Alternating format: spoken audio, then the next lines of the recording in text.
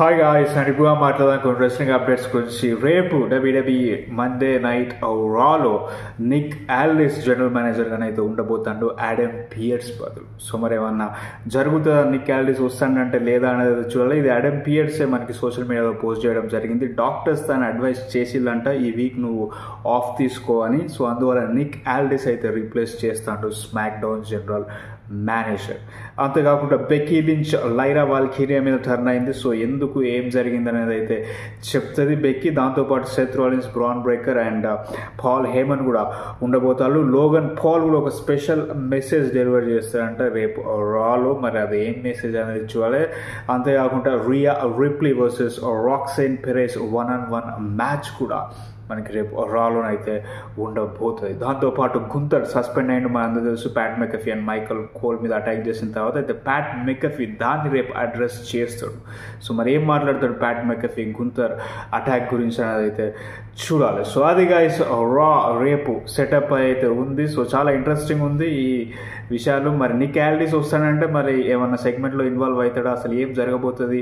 గుంతర్ suspend అయిండు, but అదంతా పట్టించుకోకుండా రాలో ఏమన్నా షో అప్ చేస్తాడా అనేది అయితే చూడాలి. సో అంతేకాకుండా WWE ఒక కొత్త నేమ్ అయితే ట్రేడ్ మార్క్ చేసిందంట. ఆ పేరు ఏంటిదంటే జింథలా. సో జింథలా అనే నేమ్ అయితే ట్రేడ్ మార్క్ చేయడం జరిగింది. సో ఇది కొందరేమో హికలాయో, తమ థాంగాలో ఆ బ్రదర్ ఉన్నాడు కదా హికలాయో, సో తన నేమ్ అనేది అంటారు. సో మరి తనేనా లేకపోతే ఇంకోలానా? అసలు ఈ జింథలా అనే నేమ్ ఎందుకు ట్రేడ్ మార్క్ చేసిళ్ళు? మరి సూపర్ స్టార్ ఏమన్నా ఈ పేరుతో వస్తే ఆ సూపర్ స్టార్ ఎవరు, ఎప్పుడు వస్తారు అనేది చూడాలి. దాంతోపాటు WWE టేక్ ఓవర్ టాంపా కూడా అనౌన్స్ చేయడం జరిగింది. మే 24న సాటర్డే నైట్స్ మెయిన్ ఈవెంట్ ఉండబోతుంది. అంటే మనకి సండే వస్తుంది. దాని తర్వాత మండే మార్నింగ్ మే 25న NXT బ్యాటిల్ గ్రౌండ్ కూడా ఉండబోతుంది. దాని తర్వాత మండే నైట్ రా అండ్ NXT. సో ఈ 4 days టాంపాలో జరుగుతుంది, memorial day weekend. So Tampa take over ఎంత ఇంట్రెస్టింగ్గా మారబోతుంది. సాటర్డే నైట్స్ మెయిన్ ఈవెంట్లో జాన్సన్ కంపీట్ చేస్తారా లేదా అన్నది అయితే చూడాలి. దానికంటే ముందు బ్యాక్లాష్లో ఆల్రెడీ ర్యాండీ ఓర్టన్తో అయితే ఫేస్ చేయబోతాడు ఛాంపియన్షిప్ కి జాన్ సీనా. అప్పుడు WWE 14-time women's champion Charlotte Flair recent గా జరిగిన ఇంటర్వ్యూలో చెప్పింది. సో ఇక్కడ నుంచి తన క్యారెక్టర్ మోర్ రిలేటబుల్ గా ఉండేటట్లు చూసుకుంటుందంట. సో తన real name Ashley. So Ashley ఎలాగా ఉంటుందో రియల్ లైఫ్ లో, సో అలాగా నా క్యారెక్టర్ ని టీవీలో ప్రజెంట్ చేయడానికి ట్రై చేస్తా. ఎందుకంటే షార్లెట్ ఫ్లేర్ అంత రిలేటబుల్ గా లేదు WWE యూనివర్స్ తోని. సో అందువల్ల షార్లెట్ ఫ్లేర్ బదులు యాష్లీ రియల్ లైఫ్ లో ఎలా ఉంటుందో తను ఇక మీద షార్లెట్ ఫ్లేర్ గా WWE టెలివిజన్లో WWE యూనివర్స్కి రిలేట్ అయ్యేలాగా చేస్తా అని అయితే షార్లెట్ చెప్పింది. సో మరి ఎంత రిలేటబుల్గా ఉంటుంది. షార్లెట్ ఫ్లేర్ లాస్ట్ వీక్ అయితే స్మాక్ డౌన్లో మనకు కనిపించలేదు. రెస్ల్మేనియాలో టిఫినీ మీద ఓడిపోయిన తర్వాత. సో మరి తను రిటర్న్ చేసిన తర్వాత ఎలాగ తన క్యారెక్టరైజేషన్ ఉంటుంది అని అయితే చూడాలి. అంతేకాకుండా former WWE champion and AEW world champion Daniel Bryan రీసెంట్గా జరిగిన ఒక ఇంట్రెస్టింగ్ కన్వర్జేషన్లో చెప్పడం అయితే జరిగింది. అదేంటిదంటే మళ్ళీ రెస్లింగ్కి ఎప్పుడన్నా వస్తారా అంటే, తన ఫుల్ టైం రెస్లింగ్ అయితే అయిపోయింది. జాన్ మాక్స్లీతో ఛాంపియన్షిప్ కోల్పోయిన తర్వాత అదే తన లాస్ట్ ఫుల్ టైం. పార్ట్ టైమర్గా అక్కడక్కడ మ్యాచెస్ అయితే ఆడే ఛాన్సెస్ ఉన్నాయి. సో ప్రజెంట్ ఆ నెక్ ఇంజరీ అదంతా ఇష్యూస్ అని అయితే చూసుకుంటాడు. అయితే డానియల్ బ్రయన్ ఏం చెప్పిండు అంటే, ఇనఫ్ ఈజ్ ఇనఫ్. మేబీ ఫ్యూచర్లో ఆడితే ఆడొచ్చు, 100% కొట్టిపారేయలేను. బట్ ఒకవేళ నేను ఆడకపోతే మాత్రం నా కెరియర్ని నేను వెనక్కి తిరిగి చూసుకుంటే నేను చాలా అచీవ్ చేసిన సరిపోతుంది, నాకు ఇంకా ఏదో చేయాల్సిన అవసరం అయితే లేదు అనేది డానియల్ బ్రయన్ చెప్పింది. సో ఫ్యూచర్లో మేబీ ఆడితే ఆడొచ్చు, ఒకవేళ ఆడకపోయినా కానీ నేనైతే చాలా సంతృప్తిగా ఉన్నా అని అయితే డానియల్ బ్రయన్ చెప్పడం జరిగింది. So enough is enough. So ఇది అందరూ గుర్తుపెట్టుకోవాల్సిన విషయం. డానియల్ బ్రయన్ ఒక్కడే కాదు, ఎక్కడ ఆపామన్నది కూడా చాలా ముఖ్యం. సో లక్కీ భాస్కర్లో ఒక డైలాగ్ ఉంటుంది. లక్కీ భాస్కర్ సినిమా మీరు చూసుంటే, ఎంత గొప్పగా ఆడామన్నది కాదు, ఎక్కడ ఆపామన్నది ముఖ్యం. సో ఇది రియల్లీ ఇంపార్టెంట్. ఎక్కడైనా కానీ లైఫ్లో ఎక్కడైనా కానీ గుర్తుపెట్టుకోండి డైలాగ్. ఎంత గొప్పగా ఆడామన్నది కాదు, ఎక్కడ ఆపామన్నదే ముఖ్యం. సో ఎవ్రీథింగ్ ఒక లైఫ్ లెసన్ లాంటిది, ఒక కోట్ ఇది, అసలు మర్చిపోకండి. ఏ ఏరియా ఆఫ్ లైఫ్లోనైనా ఉపయోగపడుతుంది ఈ కోట్. ఎప్పుడైనా గుర్తు చేసుకోండి. మళ్ళొకసారి చెప్తాను, ఎంత గొప్పగా ఆడామన్నది కాదు, ఎప్పుడు ఆపామన్నదే ముఖ్యం. అంతేకాకుండా WWE stars Chelsea Green time off తీసుకోబోతుంది తన సోషల్ మీడియా అకౌంట్లో చెప్పింది గుడ్ బై ఫర్ నౌ అని అయితే WWEకి పోస్ట్ చేయడం జరిగింది చెల్సీ గ్రీన్. అంతేకాకుండా బియాంకా బెలర్ ఆల్రెడీ స్మాక్ డౌన్లో అనౌన్స్ చేసింది ఆ వ్రిస్ట్ ఇంజరీ కారణంగా కొన్ని రోజులు అయితే టైమ్ ఆఫ్ తీసుకుంటుంది. అండ్ అలిస్టర్ బ్లాక్ స్మాక్ డౌన్లో షో అప్ చేయడం జరిగింది. అండ్ ఈ వీక్ కూడా మనకి స్మాక్ డౌన్లో Miz versus Alister Black 1-on-1 match అయితే ఉంటుంది. అయితే తన రెస్లింగ్ కెరీర్ ఇంకా ఎన్ని ఇయర్స్ ఉంటుంది అంటే మాక్సిమం 5 to 8 ఇయర్స్ ఇంకా సాలిడ్గా వెళ్ళగలను అని అయితే అలిస్టర్ బ్లాక్ చెప్పింది. సో ప్రజెంట్ 39 ఇయర్స్ అలిస్టర్ బ్లాక్కి 5 to 8 ఇయర్స్ అంటే మోస్ట్లీ 44, 45, 46, 47. ఇప్పుడు జాన్సన్ ఏజ్ కూడా 47. సో అందువల్ల 47 or 48 దాకా అలిస్టర్ బ్లాక్ నేను రెస్లింగ్ చేయగలను అని అయితే చెప్పడం జరిగింది. మరి ఈ టైం స్పాన్లో NXT ఛాంపియన్గా ఉన్నాడు. తను ఇంతకు ముందు మరి WWE ఛాంపియన్ అవుతాడా లేదా అనేది అయితే చూడాలి. అంతేకాకుండా WWE backstage interview Kathy Kelly wrestling చేస్తున్నట్టుగా తెలుస్తుంది. రెస్లింగ్ ట్రైనింగ్ అయితే అవుతుందంట. దానికి రీజన్ ఏంటంటే ఆన్ స్క్రీన్ మేనేజర్గా ఒక క్యారెక్టర్ ప్లే చేసే ఛాన్స్ అయితే ఉంది అంట. సో ఆ మేనేజర్ రోల్లో భాగంగా ఏమన్నా బంప్స్ తీసుకోవాల్సి వస్తే అలవాటు పడడానికి ఇప్పుడైతే రెస్లింగ్ ట్రైనింగ్ అయితే చేస్తుందంట క్యాథీ కెల్లీ. సో మరి చూడాలి ఎవరికి మేనేజర్గా ఉంటుంది క్యాథీ అండ్ ఎలాంటి స్టోరీ లైన్స్లో ఇన్వాల్వ్ అవుతుంది అని. నటాలియా గురించి మాట్లాడితే former WWE women's champion and Divas champion.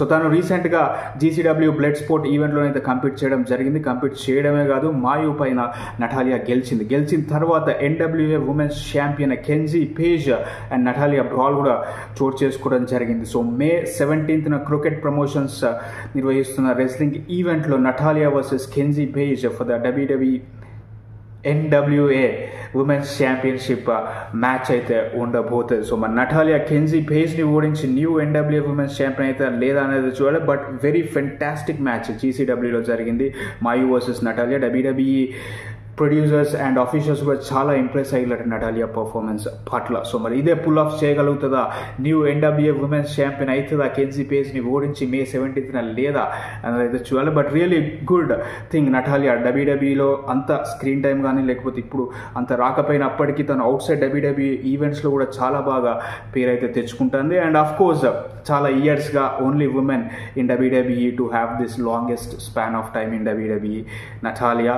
So చూడాలి మరి నటాలియా WWEలో మళ్ళీ ఒకసారి ఎప్పుడైనా ఉమెన్స్ ఛాంపియన్ అవుతుందా లేకపోతే దాట్స్ ఇట్ అనేది. అంతేకాకుండా AEW అండ్ CMLL కలిసి నిర్వహిస్తున్న AEW గ్రాండ్ స్లామ్ మెక్సికోకి ఆల్రెడీ 90 minutesలో 6,000 టికెట్స్ అయితే సేల్ అయిపోయినాయంట. So Mexican promotion CMLL. So AAA Mexican ప్రమోషన్ని WWE కొన్నది. మన రెసల్మేనియా వీకెండ్లో Triple H and Michael Cole announce చేయడం కూడా జరిగింది. సో ఇంకొక wrestling biggest Mexican promotion CMLL. So వాళ్ళు AEWతో పార్ట్నర్షిప్లో ఉన్నారు. సో వీళ్ళిద్దరు కలిసి AEW గ్రాండ్ స్లామ్ నిర్వహిస్తారు మెక్సికోలో.